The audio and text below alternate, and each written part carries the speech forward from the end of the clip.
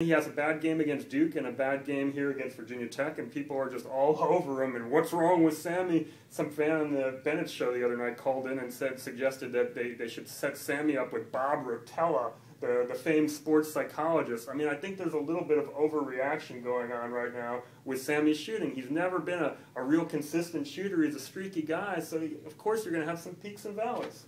Yeah, I even had a caller yesterday morning called up from Lynchburg, a guy named Andy, I think, and suggested that Sammy Zaglinski was the biggest choker of all time in Virginia history, and that he had cost him more games than anybody he could ever think of. So, you know, when your shot's not falling, boy, I tell you, people will turn on you in a New York minute. But the reality is he's hit as many clutch shots as I can remember in the last 3 or 4 years as almost any Virginia player. He's carried them. That game against Maryland last year, he was on fire. That's true. Yeah, people tend to forget your great performances, and always. I guess it's what have you done for me lately is what we're boiling down to. But I think he's going to shoot his way out of it. He's got the shooter's mentality.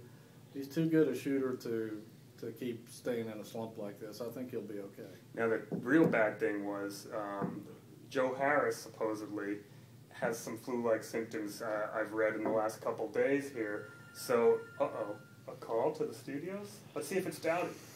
It might be Dowdy. Let's see who it is. No, it's my son. He's probably wondering where he's going to be covering tonight. Oh, well. I would have been too lucky if it was Dowdy. Where was I going?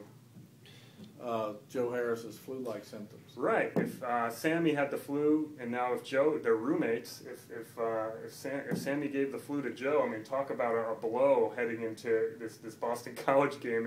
If you're missing Joe, who's the second leading scorer, that certainly wouldn't be good. But where else can they get offensive production here? I mean, obviously they need Joe, but I mean, you look at guys like Akil Mitchell and Darian Atkins, and they didn't really do much in that game the other day against Virginia Tech. Mitchell just 2 points and a rebound, and Darian only played 6 minutes, didn't score. Where is this offense going to come from? That's a good question, and I'm sure the coaching staff's been sitting around the last few nights trying to think of what they can do about that themselves. But after that, there's not a lot of options. I don't think Akil is ready to break out and be a double-figure scorer at this point against ACC competition. I think Jesperson or Brogdon or Atkins, somebody's going to have to step up, one of those three guys, if not more than one of them, because, like we said, Sammy is a streaky guy. If Joe's sick, what are you going to do? Sure. They're going to double-team, triple-team Mike Scott. And Evans, as we mentioned earlier, you just don't know. He might have a great game. He might not be able to score. So I think one of the young guys is going to have to step up.